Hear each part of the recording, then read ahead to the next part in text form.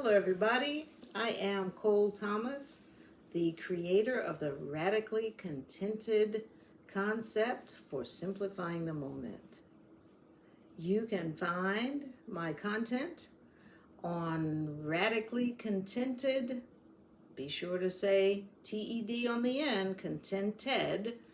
Hashtag Radically Contented, hashtag 7 like the numeral, C like the letter P, CPS, 7 CPs. That stands for 7 Common Practices. You can also find it on 7 like the numeral, C like water, P's like legumes. So please search that up and look at the content that I've been posting for several years now. And if you come across a person named Jamie, somebody, that is not my stuff. That is something that popped up last year. All right, so Radically Contented. This is a concept that is designed to help you navigate through minor diversions throughout the course of your day. Things that might derail you, might upset you, might get you off your path, or just mess up your focus, right? So the concept and also the book that I am working on is designed to help you think about seven common practices, and they are represented, each is represented by a green pea. Yes, I said pea. Something out of the ordinary, you know what I mean? Something to get your attention. A green pea. The peas have names, they have backstories. Their names are Anne, Drummer, Elder, Fidel, Justice, Opie, and Rex. You can also find more information about them at coolbreezemedia.com. So, what is Concept Chat about this evening? We're going to talk about justice. Justice represents a concept called rhetorical justice. What that means, in short, is that when people come to you and they're speaking to you in a way that is familiar to them, that is comfortable for them, but it may be not the way you were taught to speak, that if you are the person in power, you are the person with privilege, offer some grace. Don't jump in and correct their delivery.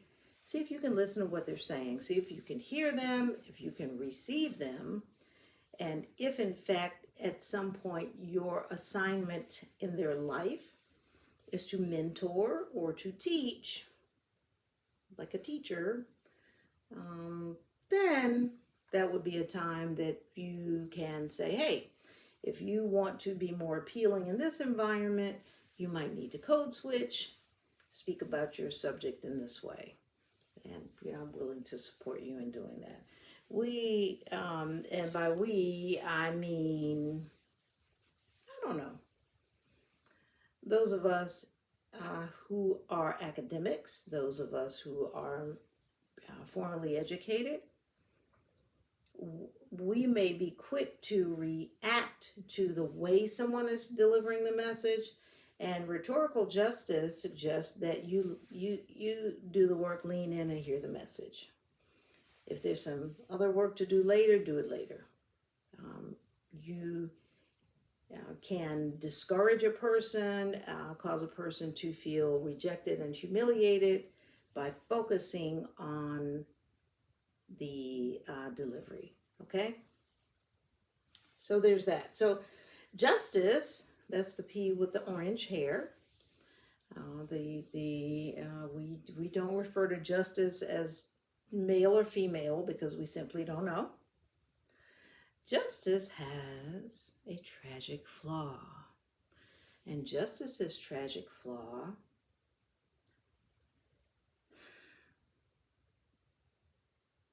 let me see. Justice is the ambassador of wokeness, right? And the best way that I can explain that is sometimes we have this eureka, this light bulb experience about something that maybe people around us seem to be having trouble with. We figure it out and we want to, spread the word, right? After a while, we get so comfortable spreading the word that we forget we didn't make it up. We learned it from someone. So there was a point in time in our lives that we did not know this information. I'll give an example of that is I was an adult before I heard the term code switch, which is in essence permission for me to speak 5 different ways in 5 different environments based on what is most effective in that environment, right? Until then, I was kind of like, there's one way to speak. You should speak this formal American English to everyone you encounter, and otherwise they're going to think you are ignorant. As a person of color, I get it. However, it turns out the story is broader than that, which I appreciate, right? So anyway, Justice is down for this cause about rhetorical justice, that everybody should have a chance to show up, whether you're speaking to your city council, your school board, you're on social media, show up with their version of their story, right? But Justice has gotten a little headstrong, a little self-righteous and sanctimonious with this notion, such that they have trouble delivering the message because people are sensing this condescension. Mind you, Justice, one of my 7 CPs, does in fact have a PhD, right? Yak. So has a PhD and is PhD in divinity. So Justice is, a spiritual, religious-esque being, a religious leader, and also this ambassador of wokeness. The issue is not the wokeness. Wokeness is valid. Wokeness is simply different versions of peeling off your eye covers, your patches, to see some things in our social and socioeconomic environment that have been difficult to see in the past because we feel so convicted by them. We feel guilty about them. We feel that if we acknowledge them, then it's going to take something out of our pockets or out of our future, our children's safety. It's going to mean that we have to rethink much of what we've done over the decades, and people just think that's too hard. So they don't want to do it. It's easier to just make a mockery of wokeness. So in the case of Justice, the P who stands for radical, this stands for rhetorical justice.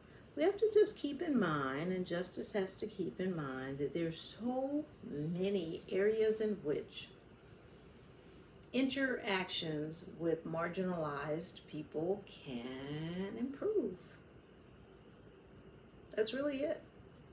And Justice has chosen one thing, one area,